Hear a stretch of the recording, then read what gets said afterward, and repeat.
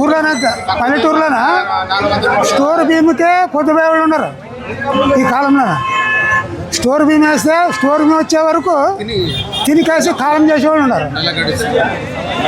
ఇప్పుడు వాళ్ళు ఒక ఎకరాకు 2000 కట్టాలంటే పత్తికి ఎక్కడి నుంచి తేవాలా? అవి ఇప్పుడు 50 రోజులైంది పత్తి వేసి, నెలన్నర 50 రోజులు అయిపోయింది. అయిపోయింది. అవి ఇప్పుడు అర్ధ అడుగులు లేవు. అవిట్లకు ఒకటి పైన జుట్టు మీద ఒక పూత వచ్చేది. అది ఇంకెంత పెరుగుతుంది? రాజకీయ నాయకులే వచ్చి కాసి మీరు రైతులే రాజులు అంటున్నారు. ఈ రోజు వచ్చి కాసి రైతు రాజు అని ఎవడు అనడం లేదు. ఊకే ఏం వేస్ట్. మాకున్నంత కష్టము రైతులకున్నంత కష్టం ఎక్కడా లేదు సార్. రైతులు ఎవరు కట్టించుకోలేదు. ఇప్పుడు చాలా అయింది. రైతు భరోసా పేరు చెప్పేసి అమౌంట్ కూడా చెల్లిస్తామంటున్నారు. యాది లేదు సార్. ఊకే ఏమి లేదు. 2000 అంటారంటే నన్ను చెప్తున్నాను కదా, ఉత్త స్టోర్ భీములానే కాలం చేసేవాళ్ళు ఉన్నారు. నన్ను చిన్నగున్నప్పుడు దాంట్లోనే ఉన్నాను. ఇప్పుడు నాకు 67 సంవత్సరాలు వ్యవసాయం చేస్తున్నా. ఎప్పుడైనా ఇలాంటి ప్రీమియం అంటే ఇట్లా డబ్బులు ఎవరు తీసుకోలేదు, కట్టించుకోలేదు. ఇప్పుడు 2000 అంటే ఎక్కడి నుంచి తేవాలా? నాకే 5 ఎకరాలు ఉంది. ఇప్పుడు 10,000 కావాలా? ఊర్లోని ఇచ్చేది 250 రూపాయలు ఇస్తారు. పొద్దు 3 వేలు తెంతి పట్టినకి పోతే అప్పుడు 10,000 అంటే ఎక్కడి నుంచి వస్తావే? అది పత్తి చూసేవా? ఒక జాండ్ ఉండదు. ఆ జాండ్ మీద ఒక పువ్వు కూసేది. పువ్వు కూసింది, అది ఏం పండుతుంది? ఇప్పుడు 10,000 అంటే సౌకరిస్తాడు. పెట్టుబడికి ఒక ఎకరాకు వచ్చి 5,000 వస్తున్నది. ఆ టిల్లారు, పత్తి గింజలు, కూలోళ్ళు, మంచి షెడ్ ఒక ఎకరాకు వచ్చి 10,000 పైన వస్తుంది. 10-15,000 వరకు వస్తుంది. సేద్యాలు ఒకటి గడ్డి భూమి ఉంటుంది, ఒకటి మంచి భూమి ఉంటుంది, ఒకటి చెడ్డ భూమి ఉంటుంది. సారసౌట్ అంటే 10,000 గ్యారంటీ సేద్యాలకు మాత్రమే. ఇప్పుడు అది గింజే ఉండదు. అది ఎంత పండుతుంది మనకి? ఇప్పుడు జీవితమే మా జీవితమే వ్యవసాయంలోనే అయిపోయింది. 5 ఎకరాలు వేసాం సార్. నా దొడ్డనికేరి చాకల వెంకటేశ్వరులు నా పేరు. నిన్నటి నుంచి ఉన్నాం సరే, మాది పని కాలేదు. అదే ఇదంతా మొత్తం తిరిగినాం. అన్ని మీ సేవలలో తిరుగుతున్నాం, పని కాలేదు. వచ్చి ఇక్కడ ఉంటాము. ప్రభుత్వానికి ఏమి చెప్తాం సార్? వాళ్ళే ఆదుకోవాలా.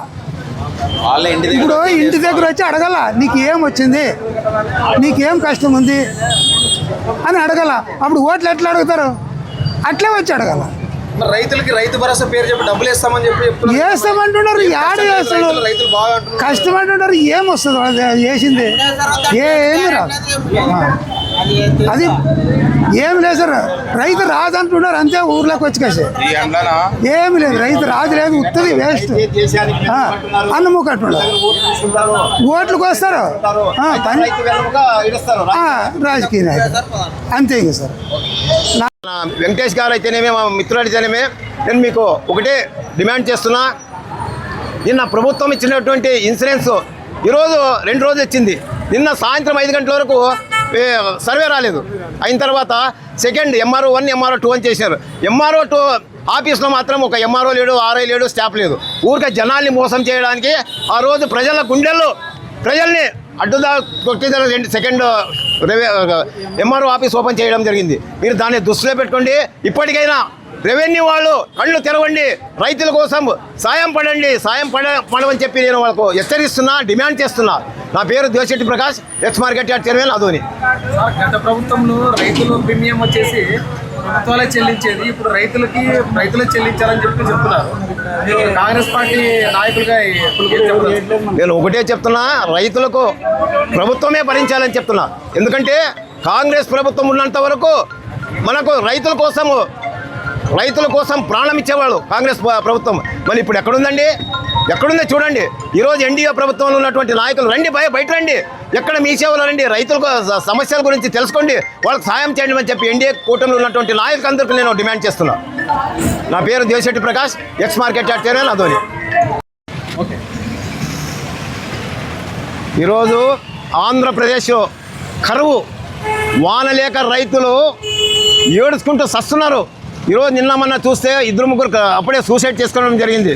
ఈరోజు పంటలు ఎక్కడ చేనులు చూస్తే నీళ్ళు లేక ఇబ్బంది పడుతున్నారు. ఈరోజు ఎన్డీఏ కూటమిలో ఉన్నటువంటి నాయకులందరూ మీకు తెలుస్తుందా ఇది? ఈరోజు నిన్న సర్వే లేదు, ఊర్లో తిరగండి మీరు. ప్రతి మీ సేవ దగ్గర దాదాపు వందల కొద్దిగా రైతులు కాపు కాస్తున్నారు వాళ్ళు ఇన్సూరెన్స్ చేయడానికి. మళ్ళీ ఎమ్మెల్యే గారు మీరు దీన్ని దృష్టిలో పెట్టుకోండి. ఆ రోజు రైతులు మీకు ఓట్లు వేసిన దానికే మీరు గెలిచినారు. ఈరోజు రైతుల గురించి రండి, రైతుల కష్టసుఖాలు చూడండి.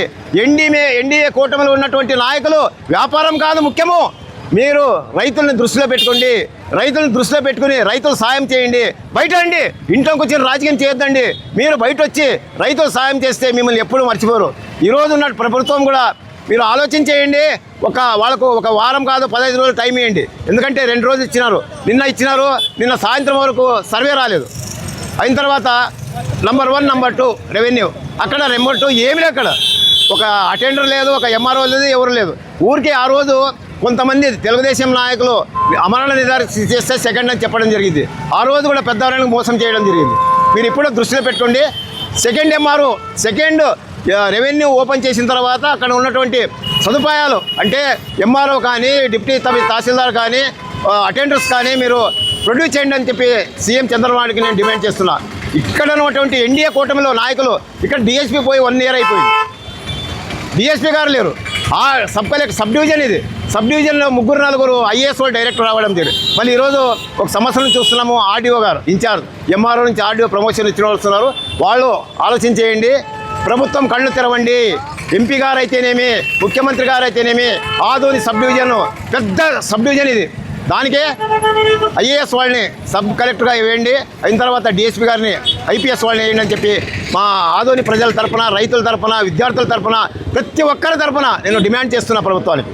సార్ అంటే రైతులకి చివరి 2-3 రోజులు మాత్రమే ఎక్కువ ప్రచారం చేసి రైతులు కట్టండి అని చెప్పేసి ప్రభుత్వ అధికారులు కానీ ప్రజాప్రతినిధులు కానీ చెప్తున్నారు.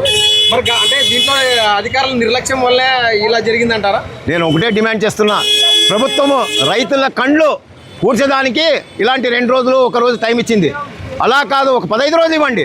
ఈరోజు రైతుల కష్ట సుఖాలు ఎక్కడ పోయినా ఇప్పుడు రెవెన్యూలు పోండి, ROR తెమ్మంటారు మీ సేవలో. అయిన తర్వాత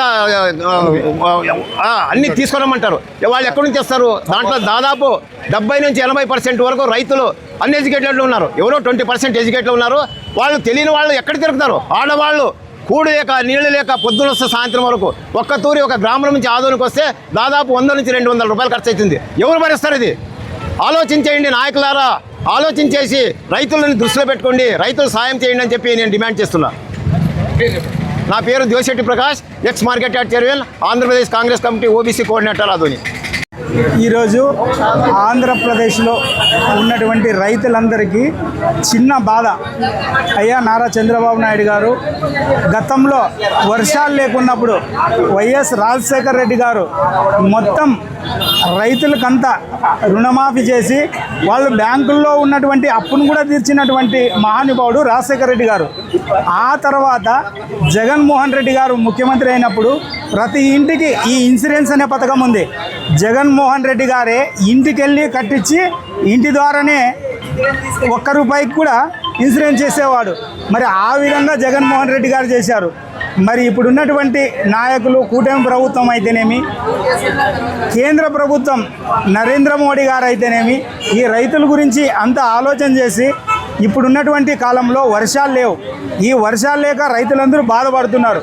దీన్నంతా దృష్టిలో ఉంచుకొని వాళ్ళందరికీ ఒకసారి రుణమాఫీ చేసి మీ రుణం తీర్చుకోండి అని చెప్పి కూటమి ప్రభుత్వాన్ని డిమాండ్ చేస్తూ ఉన్నాను. నా పేరు జై భీమ్ సాయిరాం, వైఎస్ఆర్ కాంగ్రెస్ పార్టీ సీనియర్ నాయకులు ఆదోని.